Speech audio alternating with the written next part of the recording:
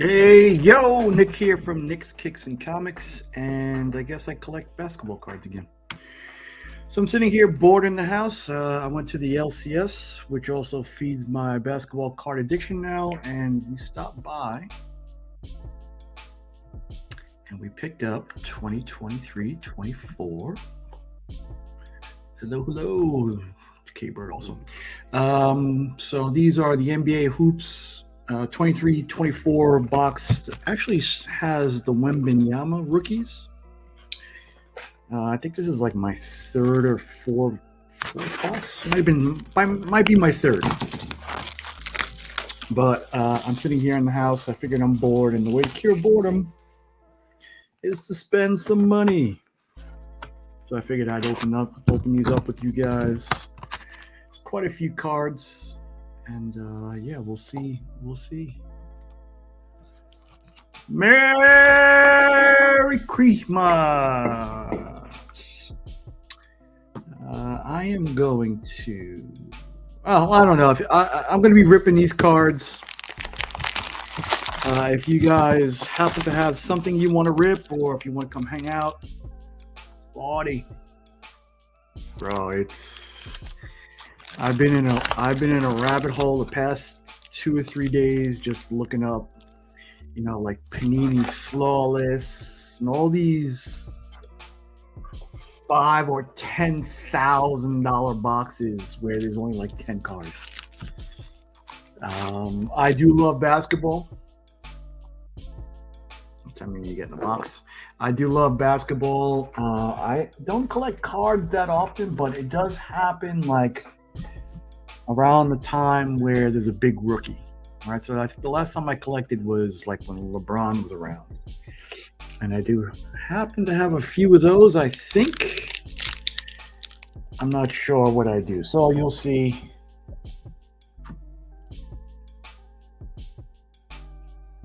Nice. Is that motorized? I remember the Christmas. Did I ever get a bike for Christmas? Yeah, there are 24 packs in this box. NBA Hoops, 8 cards per pack. You do get your money's worth, hopefully. I'm hoping to get more than my money's worth. So, this is the first official Wembenyama rookies. I think I got a few of those so far. Let's see. I'll be perfectly honest that I think that these cards in relations to some of the other ones like Flux, they're pretty basic when it comes to the other ones. So this is what those cards look like. Wembenyama rookie again. Wembenyama rookie. And this is like another one of the cartoon characters that are available. They're called the presentations. Hopefully we'll see one of these in this box. Hopefully a Wembenyama, but also an autograph. So we'll get down to it. You guys gotta bear with me as I figure this out. All right, so we'll whip it this way. Yeah, that's the hope, AR. I mean, you have freedom. All right, well, we'll start out with the Knicks. I don't know how good this is going to be, Roscoe. Josh Hart, Vucevic, Ivica Zubac, John Collins. All right, one of the twins. This is Amen. The other one is Asar, as you see in the background there. Warriors, we got Steph. We got Hunter Tyson and Lowry Markkanen. All right, so nothing crazy. The Asar rookie is a pretty decent one. To be honest, I don't know what ability to be looking for. I'm really just trying to get used to basketball cards again? Because, like I said, when I was collecting the last time, it was LeBron, and there definitely wasn't, all of these choices or one of ones. Let's see, I'm trying to do that, Spidey. Give me a second. But it's kind of fun. I mean, I've caught the bug again, and yeah, I've hit a one of one. Paulo Banchero. Let's shoot to do it this way. I'm realizing that the desktop is not always the best thing to be doing. So I hit a one of one Paulo Banchero. I was able to sell, I think, for 13 or 1400, which was definitely a pleasant surprise. I mean, I'll take those all day. I hit a Wemby rookie that I broke even on after it came back PSA 9 and grading, but let's see, 20 grand. Boban, I don't even think Boban's in the league anymore.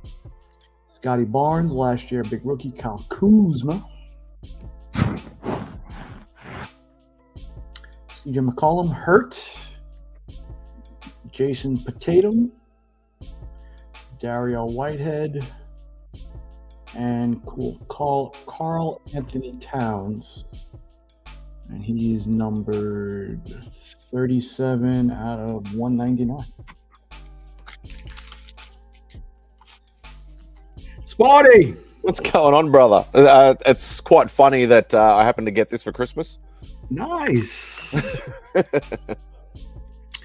So you're a Charlotte Hornets fan? Yeah, obviously I don't get to watch the games as much as what I used to. So I'm very outdated when it comes to players, but I still have my basketball card collection is still around somewhere. Yeah. I was a player collector, so I'd obviously LJ was my guy back in the day, and I had nearly every card for like a span of about 10 or 15 years of LJ. But, yeah, you even have those Nick cards or what? No, I didn't get that far. It was all the Hornets stuff, so I wouldn't even know who plays for the Hornets anymore because they don't play Hornets games over here. It's always the marquee games is what you usually get. Yeah, I got news for you. They don't play them on national TV here. Yeah, well, there you go. They probably only play it in Charlotte. Yeah. We passed by when we were at Heroes Con. What's the place they play at? The Hive, I guess. Mm. Yeah. So I don't know. I'm just going through again. Like I said, I'm trying to feed my addiction now that it's not. So are these? Anytime are these actually old hoops cards, or are they like retro packs that are brought out now? These are the latest 23-24 cards. They're very, very retro looking. They're very, very basic. Yes. When it comes to, look, so there you go. And this is a Nick. This is a Nick Smith Jr. All right, so I'll put this in a Spidey box. It reminds me of the NBA hoops cards that I used to collect back in the 90s. Mm-hmm. Yeah, these for sure. And in relation to what's out now, basketball card wise, this is definitely very tame. Yeah, I heard you talk about the Panini stuff. And I've seen, I can't remember who it was. It was one of those big YouTuber guys, whatever, like breaking open one of those like big silver like suitcase boxes. Yeah, those are I think like $5,000 a piece. They were trying to go for that LeBron James, like some sort of like card or something that's got his like jersey on it from like the 3 teams or something. Yeah, that was the logo man. I think one of the championship that had the logo from each of his Heat jersey, his every one of his championship teams Austin It's like a Reeves. couple of $1 million card or something ridiculous. And apparently some guys from Japan or something bought it off him. Yeah, I think it for went for like $2 $3 million. million. I think. Yeah, so that's kind of the allure of this. Also, I mean, we won't find anything like this in these packs. But So what's the top dollar card out of these packs? well, out of these, you kind of get. I guess there's a Wembenyama autograph. They have these.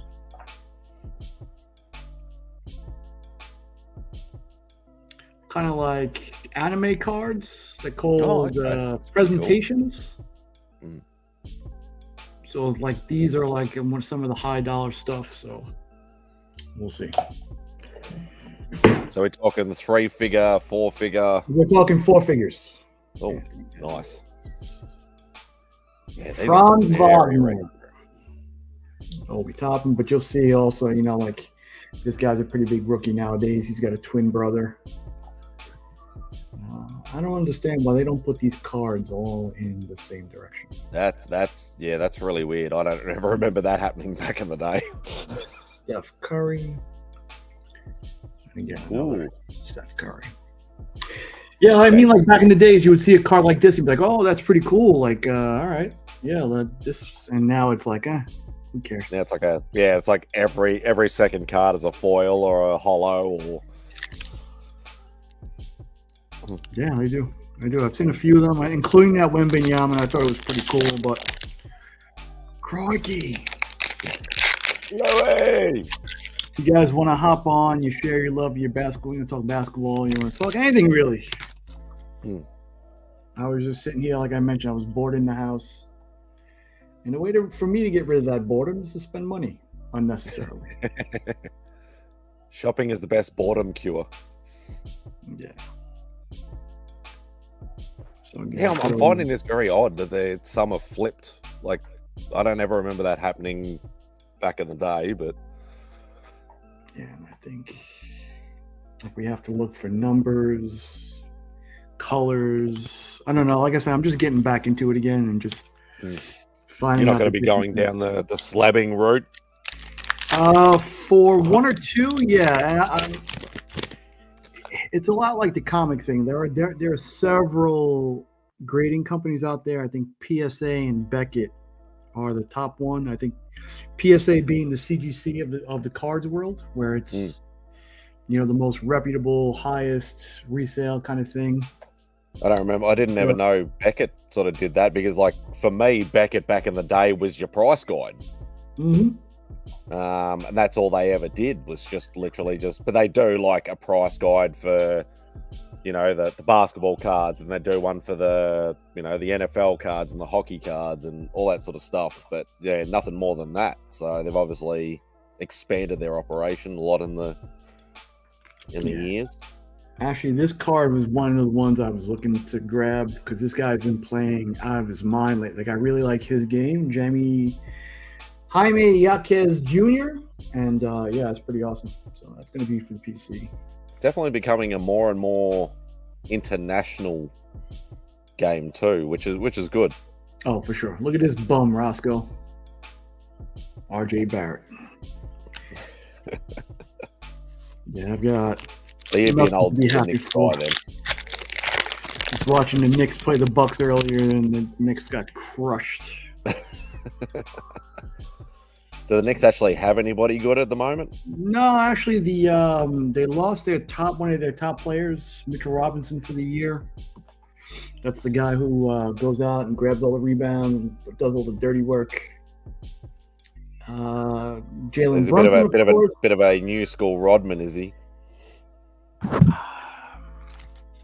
I know that's can't be an insult, but I'm just thinking as soon as you said rebounds and dirty work, that Rodman always comes to mind with me.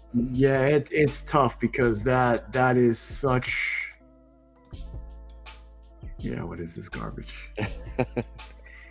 I was pleasantly surprised with Brunson. He just came here from where I'm at in Dallas, and I thought he was going to be a bum too, but he's a pretty good player. Pretty good player. There's a couple guys in that team that I completely dislike. Julius Randle being one. But I don't hold out much for hope for the Knicks anyway. Mm. Brandon Miller, Trae Young, and another Jason Tatum. They always seem to get at least one shiny looking card per pack. Yeah. Like I said, it's the climate now is such that where if you get it, a shiny card, it doesn't make a difference unless it's, like I said, if it's not numbered or signed. Mo Bamba, I'm not even sure he's in the league. Aaron Gordon. Marcus Smart is actually from the neighborhood I live in now. Jordan Poole. You know what's going on with him in Washington. Jaren All I can say is Jackson. Golden State probably should have kept him. Yeah, I think so too. Chris Paul, Julian Phillips, and De'Aaron Fox. Swipe or no swiping? CP3 used to be my guy, and then he left. Yeah, I think he may be a curse because now he's not winning. They're not winning. Yeah, I think Hart can say also too. Robinson too, if he's not hurt. Everybody else can go.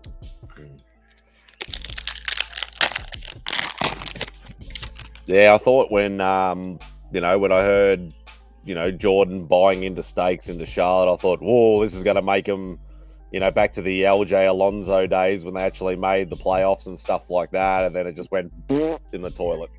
This is Tyler Wack Comics' favorite player, and I think a fellow Australian, Josh Giddey. Currently embroiled in some underage relations. Yeah, I don't know. I don't know how true that is or not, but if it is, crucify him. If it's not, leave the Aussies alone. Yeah, no, I mean he's still playing. We got a lot of Jason Tatum in these things. Bilal Coulibaly. Yeah, so he's still been playing. So I don't know. I don't think anything's going to be happening to him. And this is making me trying to go back to my statement I've been saying for about the last 6 months that I actually would like to get back into trying to get Marvel cards again. Yeah, I actually looked for those and I haven't found. I found a couple of, and I'm not sure if these are the ones that I should be looking for at Walmart, but they weren't this good. I think this is the autograph. Yeah, this is the autograph. Okay, so that's actually a legit autograph card. Okay. Yeah. See, now, from what I understand, that... Oh, shit. What was that, a kangaroo or a... No, it's got fucking swiped by a magpie. There must be a nest close by. I might be in trouble. If you might have some a million views happening any second now. Australian eyes pecked out while ripping basketball cards on YouTube. And it'd be fitting if it would be more fitting if it was a crow, but no, unfortunately, it was only a magpie. Exactly. All right, so now what I'm gleaning to is like autographs or autographs back in the day. Now, what's different now is they have two different types. They have what's called on sticker and on card. Oh, so okay. So they've actually got like a little laminate sort of thing and then stuck it on the card, or they've actually got the physical card signed. Right. So this guy has never actually held this card here. So they just got him just sign a pile of stickers. And they put the sticker afterwards. So the on card is more sought after. So that's understandable. Well, like I was saying, like the problem with the Marvel cards now is it's all like card game based. Like I just want the old school card, like the art type. The masterpieces, right? Yeah, masterpieces. Even the old Marvel Universe and all that sort of stuff. You get like the stats on the back and stuff like that, but it was still an art card. I don't want any like trading game, like Pokemon style, things. I just want an old school card. And I've been looking at buying a box or something, but everything's just. It's a game part, and I'm like, I don't want the game side of things. Yeah. It's the Marvel Masterpiece. Like, I've been trying to track down either a Series 1 or a Series 2 box, and they are super expensive. Yeah. Are those current or are those the old ones? Nah, the original, series, well, like the ones done by Joe Jusko. Yeah. They're like $1,000 minimum a box, and I'm like, I'm not paying that kind of dollars. Yeah. And I think in here we have a numbered rookie card. Tate may want this one. This is Pajemski. This is number 20. Let's see. 23 of 99. So the numbered ones you said are the ones that are worth a little bit more. A little bit more. Yeah, of course, it's depending on the player, depending on what it's numbered up to. You know, because if it's like a bum and it's like 1 of 1, it still can only be, you know, like a $15 card. Yeah. But, Jabari Smith, Dennis Schroeder. I'm looking for all the Luka cards because my son's a big Luka fan. Ah, yeah. The Duncan Doncic. Robinson, Ngannou, Jared Vanderbilt, Ben Shepherd, Brandon Miller. I don't know. So a couple of those I might get graded, like numbered cards. I don't know if it's worth it, but I think one of the grading companies for grading cards, like it's obviously smaller, wouldn't be as much as a comic, but no, actually, from what I understand, is the big guy PSA. I think it's like $25 a card. Wow. And you have to have a minimum number of cards to get that done. So you can't just send send one card. What if that one card was like a big high dollar card though? Would the rules still apply? Of course, and then you run into like values like you do in CGC. Like if it's above $1,000 card, you have to put it in a percentage tier. Right. Oh. So like with that Wembenyama card I got, it was like a speckled refractor, and it was like one of the first ones. They hadn't seen any comps on eBay for them, so I was like, all right, let me just send this out to get graded as fast as I can. And I think I wound up paying $125 to get it graded. Oh wow. And it came back within 2 or 3 weeks. And I was able to sell it for exactly just like what I paid for it and the box. So it didn't really work out. Yeah. So, I mean, that's essentially what this stuff is nowadays. It's just like a giant gamble. Mm. You know, like I've seen this guy on YouTube also shell out, I think like $4,000 or $5,000. And he got back like $200 worth of cards. Oh god. So, you know, that's the risk you run. Mm. But you know, also like if with the card I hit 1 of 1, you know, that could be $1,000 card. It could be a $10,000 card. It could be a $100,000 card. It could be $1 million card. So you know, that's part of the allure also. So yeah. Yeah, so I'd be more into it for, not the basketball cards, but the Marvel cards is like, you know, to get the sets and stuff like that more than looking for a resale value of any kind. Yeah. See, that's part of the allure for me because to get a Luka rookie card, you know, I'm spending $4,000 or $5,000. Mm. You know, and I'm not going to do that outright. So if I can, you know, subsidize my card getting, you know, that way. Kind of like the same thing with comics, but you know.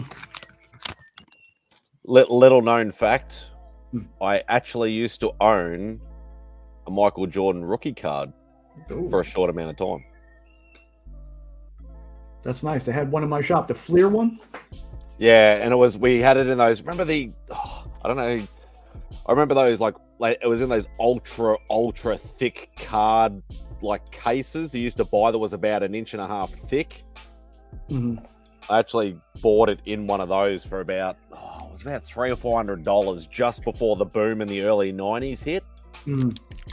And I ended up selling it, I think, for about $1,000 or something about a month later. So I'd literally only owned it for about a month. And then it skyrocketed and it hit like 5 figures at one point. And I was like, I was cursing myself. And I was only, I was only in my I would have been in my early teens at the time. Yeah, I just looked at it and went, I'm getting a couple $100, that's, $1,000, whatever like that. That's a lot of money for me at that time, being at school still. So I just took advantage of it, and then I was cursing afterwards. Yeah, you really can't complain making a profit. You know what I mean? Yeah, exactly. My shop, the shop I got these cards from, has an entire set of those Fleer cards, those 86 Fleer. There was a lot of big boy cards in that Yeah. set. Always the optimist, aren't you, Taylor? No, you see, it says Knicks, Cards, and Rips. Thinking about changing my name. They've had one of those graded Jordan rookies, and I think at the time it was like 12 grand. Yeah, so grading wasn't even a thing, obviously, in the 90s, because that didn't what happened to early 2000s. I don't know whether cards come first or did comics come first. I want to say comics. I think it might have been comics first. I think. There he is, Jokic. Nothing different about this one. No, the Joker. All right, we're down to the last 3 packs. I don't even think grading was the thing the last time I bought cards in 2012. Yeah, because comics started in early 2000s. Yeah, so, just around, it might have been 2002, 2001, 2002. And I hadn't even really heard about cards being slabbed until probably the last 5 years, I reckon. Yes, we know you are, Taylor. You're a different breed there, sir. For me, I was like, I remember getting books graded at that time. Like one of the first books I ever got graded. Oh no, I'm lying. It had to be around 2000, 2001. That was around the time Ultimate Spider-Man was just kicking up, and I was working nights then, so I was scouring eBay for those cards. That book, and around 2003, 2004 was when the Batman 608 retailer edition came out. So yeah, you got into it really early. Yeah, I was in it from the beginning. In fact, PGX was started up around then too, and I even tried a few of those because it was cheaper. Kobe, champion card. Champions card. Yeah, I don't know. And last card, last pack. In fact, this company, Panini, is based here in Texas, not that far from me. It started in Italy, of course. Yeah, I think they've been around 60 or 70 years. Yeah, because I've seen a lot of, especially Italian artists and European artists, actually starting at Panini Comics. Wow. Oh, that's right. They do. They do. I know Delato has got a couple of those Miles covers over there. Ken Johnson, Marvin Bagley.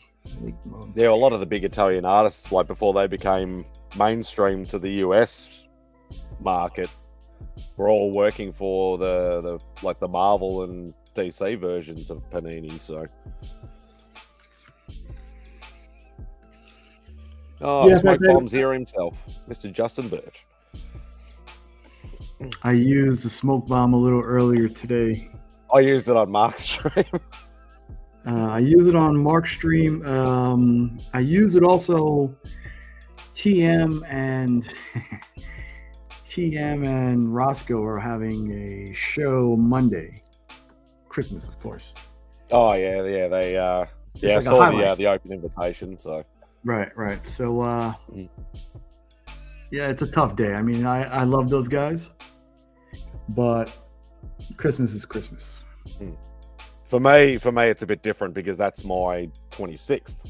So it'll be our Boxing Day, which is not really a holiday. It's just a silly thing, but Team Smoke Bomb. Yeah, but wasn't Boxing Day a Canadian holiday? It seems to be. I think it's a Commonwealth thing. It started in the UK. So any sort of like most of the Commonwealth countries adhere to the Boxing Day holiday. I can't actually remember. I used to know the origin of it, but I can't remember the origin of it off the top of my head. I'm here for the hoops.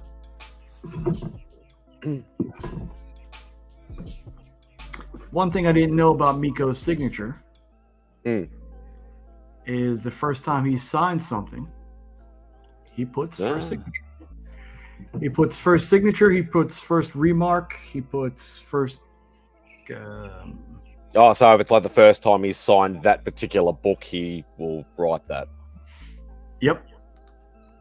That's pretty cool, actually. I didn't know that. So this is going to be the print that's going out in the Big Time Collectibles box this month, I think. So I own the comic. I had the metal.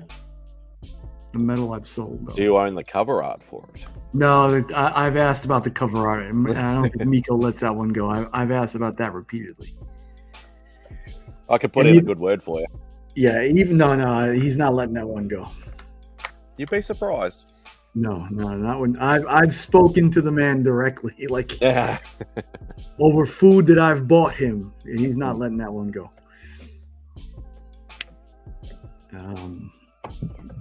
And I've tried, and even if he would let it go, I don't know if I have the money to afford it. So,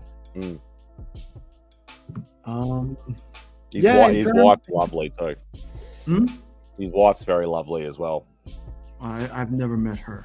I actually, last time he was here, I had found out that he's never read The Crow, the original. So I gave him my original trade paperback that I read. Oh, nice. So hopefully he's enjoyed it now. I was like, the guy who drew that cover, he needs to have not a single Wemby in the box. I was surprised. But is he one of the new high rookies, is he? Or I haven't even heard of him, to be perfectly honest. I'll put it to you this way. This guy is 19 years old. He's 7'6". Oh God, he's one of them ones. But moves like a guard. He plays like a guard. Oh God. It's getting like, I remember like when I was like more heavy into it, it was like, you know, Manute Bol and Sean Bradley and that, and they could like literally they used to just stand under the ring and just get fed just to turn around and try and dunk it, and that was pretty much it. They couldn't shoot, they couldn't dribble. Dude, this guy is crossing people over. He is also he's done things that I've never seen before. Like one step from the no from the 3-point line, and the guy would dunk it. Did you ever own a pair of Matumbos? He was with Adidas. No, I don't think I have. I think I may have had his first pair when they first came out, and I think that was it. I found them very uncomfortable. Yeah, they were big, bulky shoes. I think he was playing with Atlanta at the time, I think. Well, when his first shoes came out, I think he was still with Denver. Still with Denver, so Yeah, those guys. I know he broke your heart back then too, in like 93, 94. Yeah. Yeah, of course. I Of course. actually met Muggsy Bogues over here. They had one of those NBA Jam session things where they were doing a worldwide tour. Mm. And so I met Muggsy, I met Stacey King. Sky King. Who else did I meet? There was three. There was about four of them, and Shaq actually was actually in the country as well at the time, and he actually crashed the jam session. Mm-hmm. Not literally, but he actually popped in, so I actually quickly got to meet Shaq as well. Yeah, I've seen Shaq play once or twice, sitting in very high sections in the arena also. But I mean, like when you walked in, you would literally see like his foot. Yeah. Like this. Size 21 foot. Yeah, that's what you notice real quick. But yeah, I've been lucky enough to see all the major rookies. So Luka in his rookie. I saw LeBron in his rookie. No, Kobe and Shaq I think they were in the title runs when I saw them. But it's also so expensive too to get to a game. Yeah, I hear the stadiums don't actually hold like that many people. Like what, 10 to 15,000 at most for full capacity? Well, it depends. On basketball, it's usually like between 17 and 22,000, I think. Which is still a big crowd, but like when you're talking like football stadiums, soccer stadiums, like even our Aussie Rules stadiums, like if the MCG is like the biggest one in Melbourne, and full capacity for that is 96,500 people. So it's a decent size stadium. Yeah, like nothing beats those soccer stadiums are immense. I've never seen him. I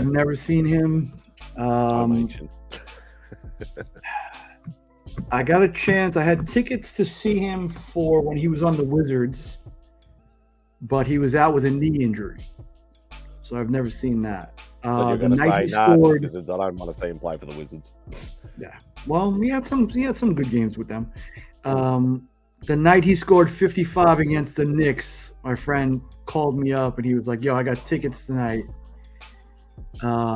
He paged me. This is how old it was when I had a pager. He left me a voicemail and I called him back and I never got to see that game. So, that was brutal. And in fact, we're at C2E2. This is how much Jordan has eluded me. We went to C2E2 and I was like, all right, cool. I'm in Chicago. I want to go see that statue. Thinking it's outside, I just go snap some pictures. I took the walk down from the Bean, which was like 3 miles. I got there and the statue was inside, and it was like out of season, so they didn't have any events going on there that day. They didn't have anything. Oh, so they move it. I thought it was like a permanent fixture outside. No, they moved it inside. Yep.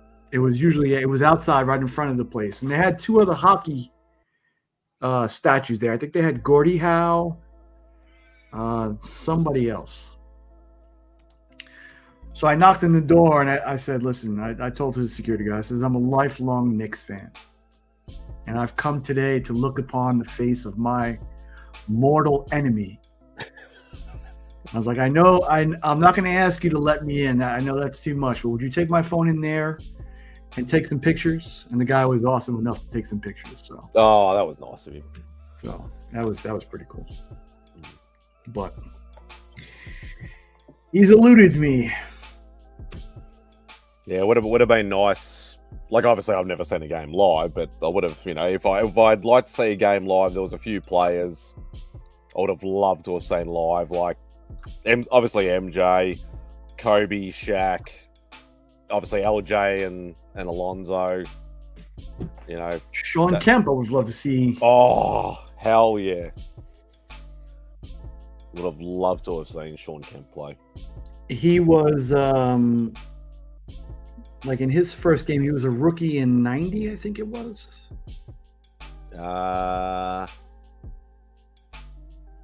Actually, I got a feeling it might have been like 88, 89, I thought.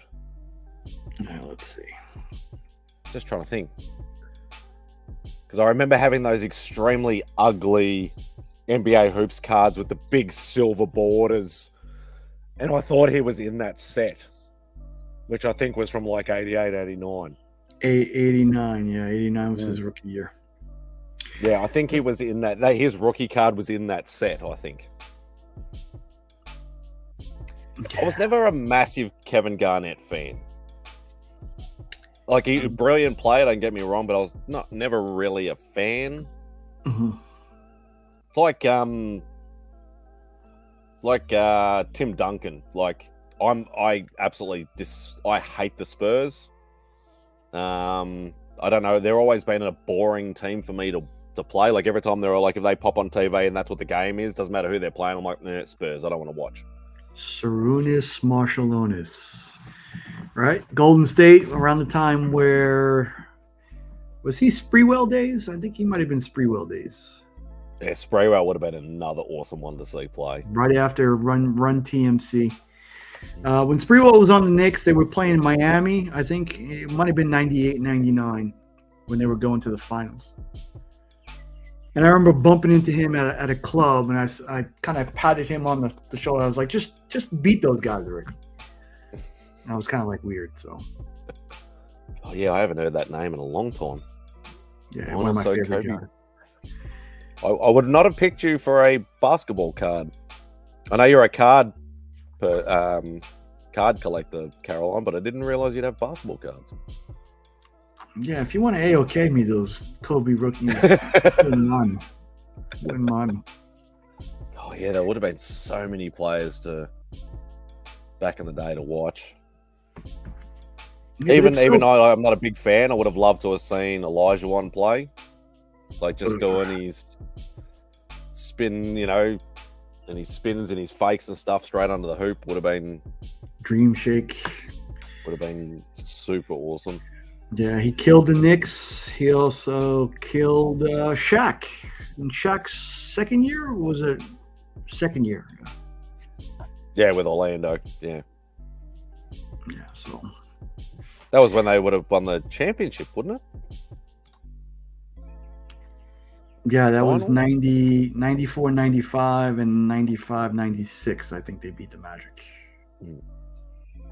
No flock cards. I have a flock tree. No flock. Oh, not the flock stuff again. Not the flock. It was a good time last night.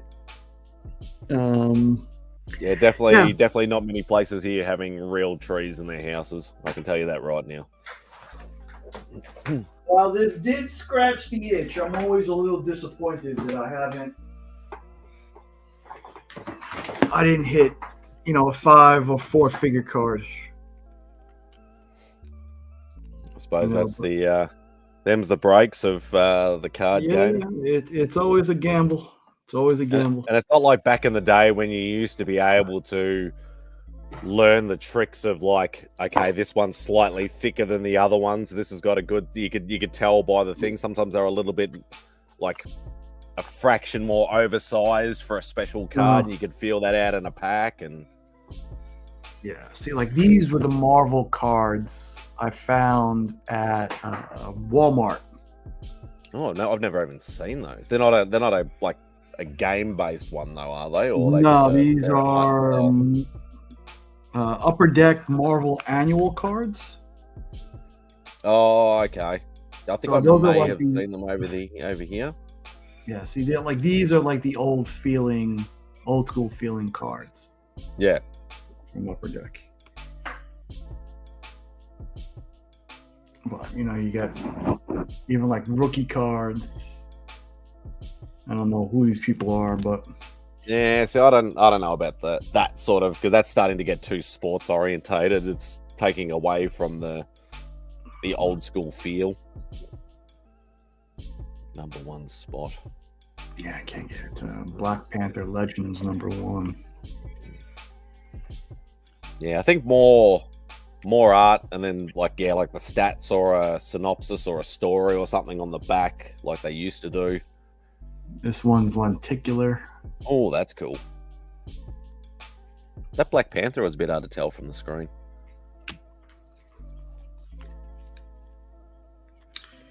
Yeah, but then a couple of foils in here too. Like I said, nothing. Look at this. Ghost Rider sparkly. That's cool. But actually, Cole a while back had sent me one. And I didn't know what this card came from. But Scotty Young. I was gonna say it's Scotty Spidey. That's cool. All right, and it looks like it's an international card. That's kanji, so that's probably Japanese. Cayman. Yeah, I think that's Japanese card, I think. So that's cool. I might even get that one graded if I can. Yeah, that'd be more for a sentimental value. Tiny fan of Scotty. Just slightly. We got this baseball card. Yeah, so I know nothing about baseball at all. Came in like one of these things. I've also still got these. Oh god. And Still in the original package. Oh, you've opened it. Inside. You have opened it, obviously. I've opened one or two of them. I have not eaten the gum. I will not eat the gum. Good old stick of gum that is like radioactive. And these are what those cards look like. Yeah, I remember with those there was like a red border set, a blue border set, and I think those are the stickers. A green border set or something, and like one of the colors is the more expensive out of the lot. Yeah, somebody explained it to me. No way. But I can't remember which one's which. No way. And even though that this is the season for that particular saying would work, I'm not sticking my tongue on any pole. Well, pause. You know what I mean. So I think I have 5 of those packs on open still. I don't think I'm going to. I might give 1 or 2 of those away. So I don't think there's any. I think the Return of the Jedi set, I don't think is one of the more expensive sets. I think it's the original set that's the. Yeah, I think. And with a certain color border is the dollar ones. Yeah, at most I think there's like $8 or $9 a pack. Those are what some of the other basketball cards look like. Oh god. So they get pretty busy. Yeah, it's interesting to see, like, the last couple of years, like everything else, as the card game has had a real resurgence in the market. But they look pretty cool. Mm.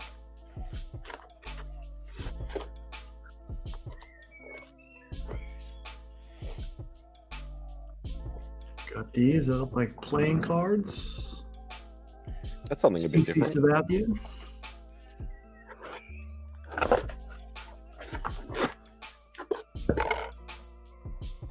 They just look all metal and crazy. Never bothered with hockey or NFL? Maybe when I was younger. But like I said, now there's just too much cool shit to buy and not enough money. So Yeah, don't want to spread the love too much. It's tough enough having the comic addiction that I have. I didn't really want to start the basketball thing again, but here I am. Yeah, it's tough when you have too many, fandoms, collections, addictions. That's why, regardless of what Mr. Beckerman says, that's why I've put the original art on the back burner, because I can't be going after these, especially all these silver and bronze age, keys and things like that, especially over here too.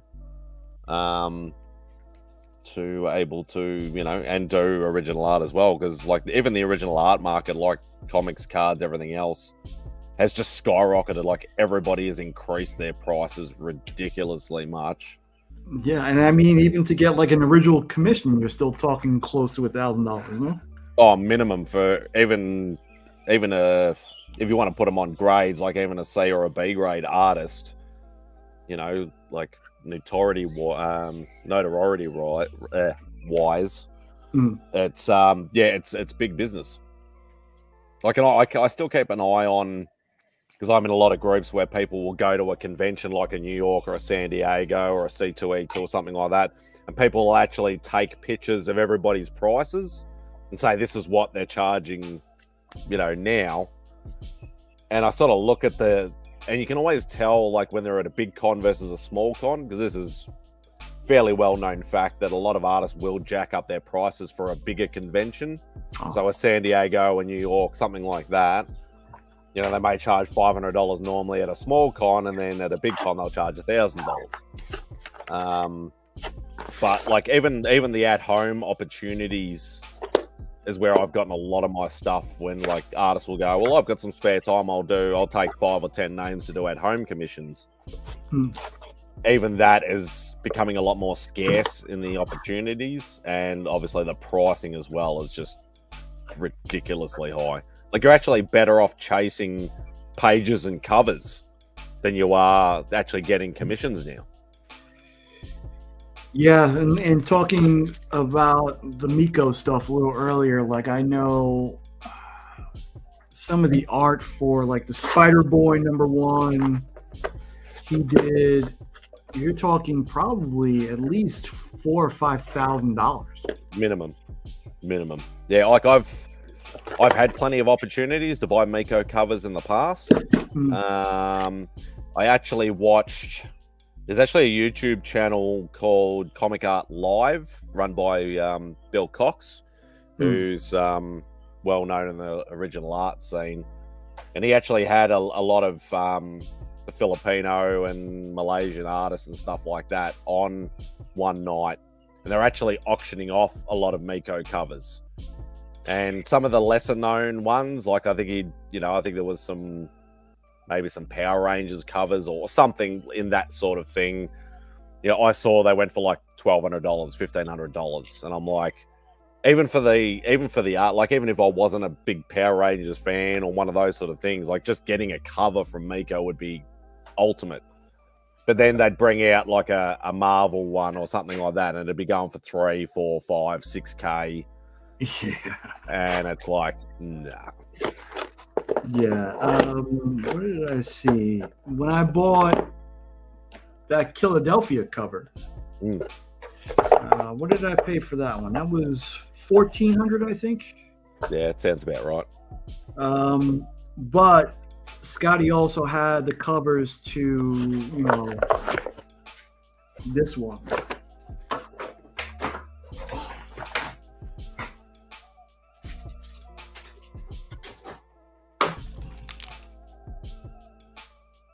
Wow, yeah, that would have been... And that's the hard thing about Scotty covers. The Scotty covers is usually the character in the middle and the rest of the screen is blank. He wanted $15,000, I think, for this one. Sounds about right. Because it's usually... You can usually pick up a Scotty cover if it's one character just in the middle of the sheet with nothing else on it. You can usually pick it up for about $1,500. Yeah, there was one he did for the Inhumans with Namor on it. I think he wanted like $900 for it. Yeah. So you can get one, but it's like, do you really want to buy a cover that's got one little character and nothing else on it? It's now, the artist really want to get. I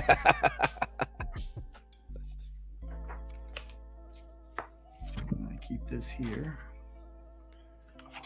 And let's see if I can find it. with original art inside. Bam, there we go. Look at that signature. You've done what we call in the OA game is got in early. Things I made in my underwear. And that's I have one not of those. donated. Yeah, I haven't donated time to this book that I should, but and that's one of my biggest regrets is I didn't start my OA journey earlier, or that I even knew about it, because we've had some pretty decent names over here that I never got a chance to even, like I was looking through history of some of our conventions about 6 months ago.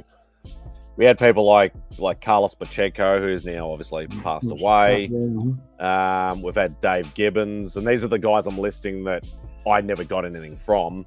Had Terry Dodson.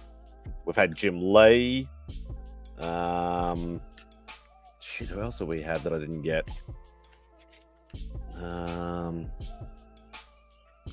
Well, David Finch obviously came back, and I was able to get a piece from him the second time around, but hope you pulled some giddies. Yeah, we saw one. I did. I've been putting them aside for you, Tyler. Don't worry. Let's see if I can find it now. I've been sticking all the giddies, the LeBrons, the Austin Reeves. He's an Austin Reeves guy. It's a bit of a odd choice.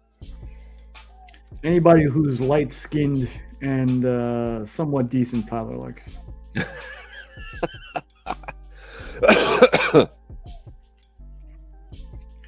So is he a Luka fan then? I don't know.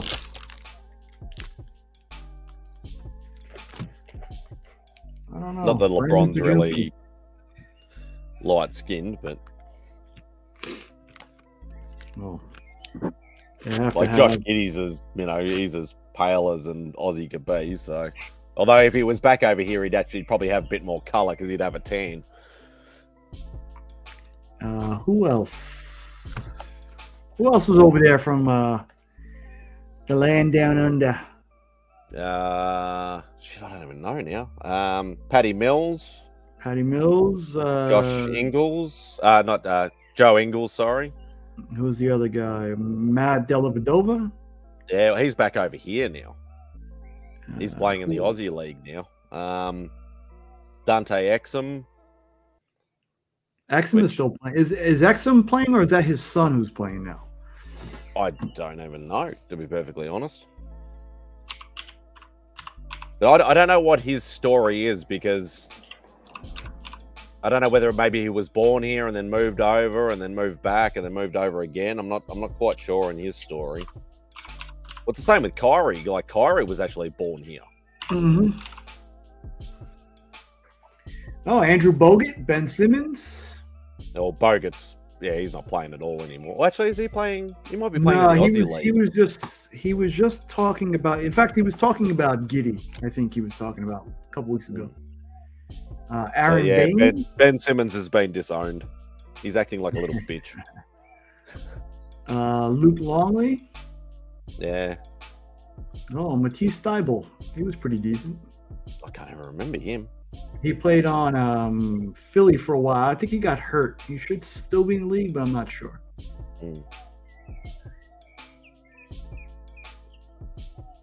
Oh, and I know, like, one of the biggest names in Australian basketball, this is before everybody started flooding over to the US to the NBA League, was a guy named Andrew Gaze. And I think he played for... he played against the Dream Team, didn't he? Played for the Spurs, I think, for just a couple of games. Yeah, I think he was on the national team when the Dream Team played over there. Yes, he was. But he's a very deceptive player. He's very slow, but he can still move around people. But he was a shooter. He was primarily just a shooter. But there's been quite a few Aussies actually popped over there. Not many New Zealanders that I know of, except for what's the big guy that used to play for OKC? Stephen Adams. Yep. Yeah, he's a New Zealander, I think. I think that was it. Yeah, there's been a few.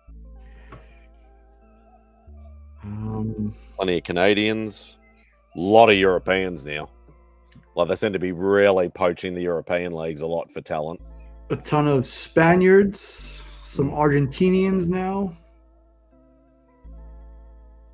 Yeah, well, I know when, like, looking at, like, Olympics, Commonwealth Games, stuff like that, it was always, like, obviously, USA was obviously the main one, but, like, yeah, Spain, I think Argentina for a while there as well, and obviously Canada in certain time frames. Brazil was another good team. So there was quite a few powerhouses in the world. Yep, all stemming from that, I think, from that Dream Team trip. Yeah. But I still don't know how Christian Leitner got on there, but anyway. There's a lot of good stories about how he made it in and why he made it in. I don't think Isaiah Thomas won't be happy about that, but I think there was a lot of people on the team and they were like, "Who the fuck is this guy?"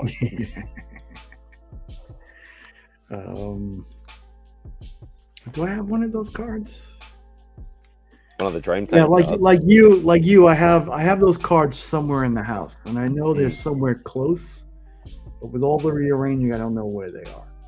I'm just trying to remember who else I collected besides LJ. Like, I know I collected weird players. Like, I wanted players that I enjoyed that not everybody else liked. I remember Harold Miner was one of them. Harold Miner. Rodney Rogers. Played for the Denver Nuggets. Yeah, and I still remember that play where he hit 3 threes in 9 seconds. Can't remember who it was against, but it was like top 10 player of the year or something like that, whatever year it was. And I still remember that to this day. Who else did I collect? I didn't collect Alonzo because a best mate of mine was a Zoe fan, so he was collecting him. Shit, who else did I collect? Yeah, I collected Derek Coleman. I collected. Syracuse native and played for the Nets. Who else did I collect? Oh, yeah, I picked just players I enjoyed. Like, it was about 5 or 6 players that not everybody else sort of liked. I like to sort of go away from the mainstream, which was good for picking up most of their cards dollar wise. Yeah. But not necessarily good for, variety, I suppose. But LJ had a shitload of cards. Like, I think I ended up with like maybe 200 something cards. Like, because I even was picking up cards from his college day cards and stuff like that, and UNLV and things like that. And I had some of those. I had those cards that were colored like an aqua blue with like a foil lettering. I think they might have been tops. Blue with foil. When a skybox? It might have been a skybox. Might have been a skybox. Well, there weren't that many. It was like skybox or Fleer. Yeah, it was like Fleer, skybox, tops. There was about 5 companies back in the day that were the main ones. Like, Panini wasn't around. Panini owns like the skybox and stuff and whatever now, or Hoops or whatever it is. So just trying to think of what I think it might have been a skybox. Yeah, I don't know. Like I said, this kind of scratched the itch that I have, but I am still a little disappointed at. But I guess whenever you don't pull a 101 $5,000 card, you're always a little upset. And that's the thing. Like, the YouTube guys that do the expensive pack rips generally will only post their big scores on. They will not necessarily post their standard stuff. They're like, "Oh, I pulled a $1 million card," and it's like, where's the rest of them? How many tries did it take you to get to that $1 million card? Yeah. No, I'm finding that out quickly. But I've been hearing that like pack rips actually get decent views, like for like shorts and things like that. And like that's what excuse me. I usually just do them at the shop because I can't wait. But I figured, since I'm home and nothing else to do before I start getting ready to leave the house tomorrow, that I might as well just get this done. So, but you're a Christmas Eve family sort of do, or Christmas Day, or both? A little bit of both. Usually, we're at the in-laws a couple days before, a couple days after. But this year, I was just like, I'm just gonna go down Christmas Eve, spend Christmas Day, and then come home the day after Christmas because I get too bored. Yeah. So that's what I'll be doing this year. My wife and son have already left, so I have the house to myself to kind of do my little comic book card thing. But it'll be holidays as usual starting tomorrow. What about you? What time is it there? It's almost 10 a.m. on Christmas Eve. Christmas Eve. So what do you have people over? What do you do?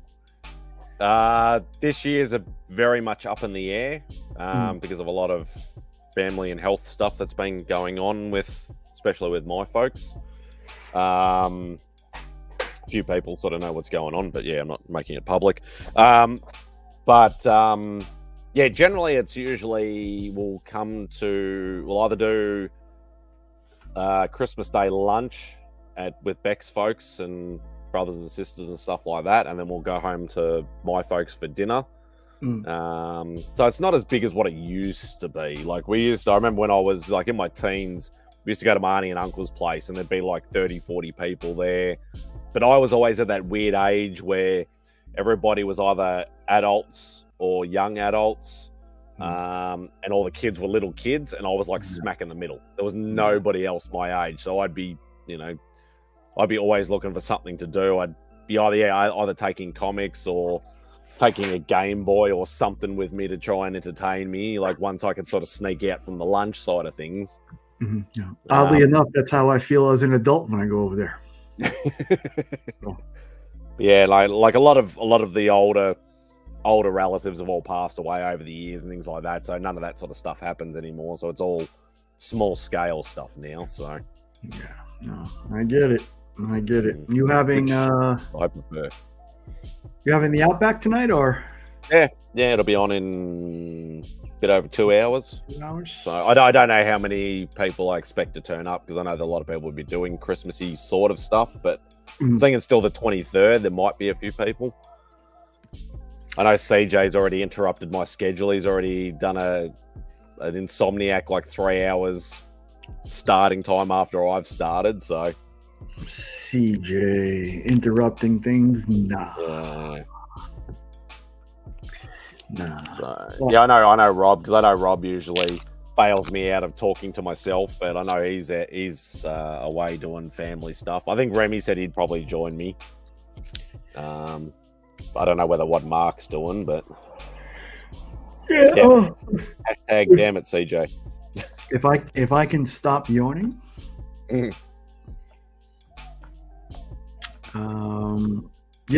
I'm gonna put this stuff away. I'm gonna grab dinner, and maybe I'll hop on. Yeah, so I'll at least, if nobody turns up, it'll be a very short one, as I always say. If people show up, then I'll probably run it for however long people hang around for, and regardless of that goddamn CJ. He's not such a bad guy in person. Yeah, I know. I've actually spoken to him a lot, like backstage, like after an Insomniac, where it's just been like me and him. He's the rumors are not always true, people. He's actually not a bad guy. Yeah, no. I was told from very early on that he was a sweetheart, and I was like, yeah, I got to meet him though. Yeah, and then it turned out to be true. You would have met him at Heroes this year. Met him at Heroes this year. I'm just interested to know how big Heroes is going to get. Whether it's going to eventually taper off, where people will be like, oh, I'm seeing the same people every year and things like that. Mm. Oh, I won't bother going anymore. Or whether it'll just keep getting bigger and bigger and bigger, and it'll end up being like 100 YouTubers all there at once. I think it's a good thing because there is that space. Mm. You know, to see Mark and DJ once a year. Well, I see DJ a little bit more because I go to New York. Yeah. But to see and hang out with the guys, especially like Beckerman or Remy, it's always just a fantastic time. And I don't know if I'd ever get sick of that. Mm. So I'm just thinking for more the other people that haven't been a few times, they might go once or twice and go, okay, well, I've done it now. That's it, sort of thing. I don't want it to be the same thing every year. I don't know. You can look at it both ways, but I'd love to just be able to get over there just once. And just there's so many people I just want to like handshake, hug. I don't know, get in a headlock, something. Get rid of some of that original art, and you won't have a problem. Yeah, I know. I'm already starting to look for the trip. I hear a fellow Australian of yours may be down this year. I've been hearing rumors. I haven't had any confirmation, but I've been hearing rumors. So we'll hope for that. We'll hope for you to come down. And my Argentinian brethren may be coming down some point soon. I'd be interested to know if it's actually expensive to fly from Argentina. I know when Joe sent down the Sword of Omens or whatever like that was a lot of money. But I'd be interested to know if the flight, because it's literally, just a north flight. Like, I know it's still probably several hours, but I'd be interested to know if that's actually a reasonably priced flight or not. Well, when I priced earlier this year, and I think it was like $2,500. Shit. So it's like the same price from me to come from Australia to the US. Let's see. That's weird. Let's see. I think maybe 500 to 1,000, like an economy flight or something. Yeah, that's what I thought also, but no. Dallas to Australia. Sydney is best to go to you or Melbourne? Melbourne.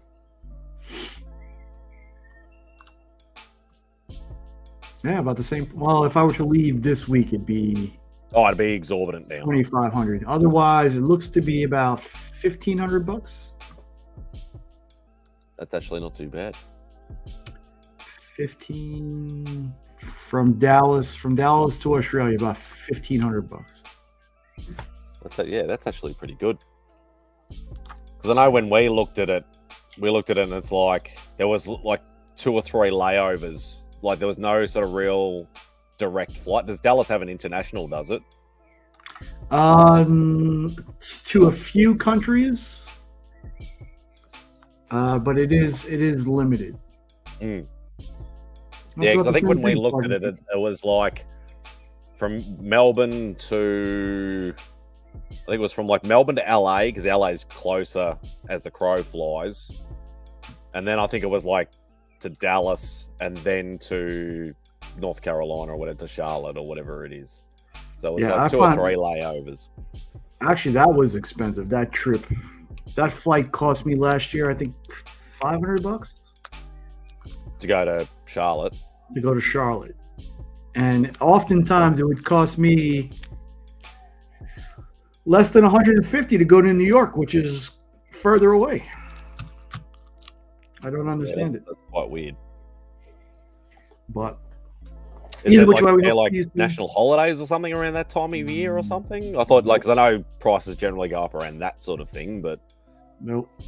I've checked 6 months out. I've checked 4 months out. I've Google Flight tracked it, and still very expensive. So, but.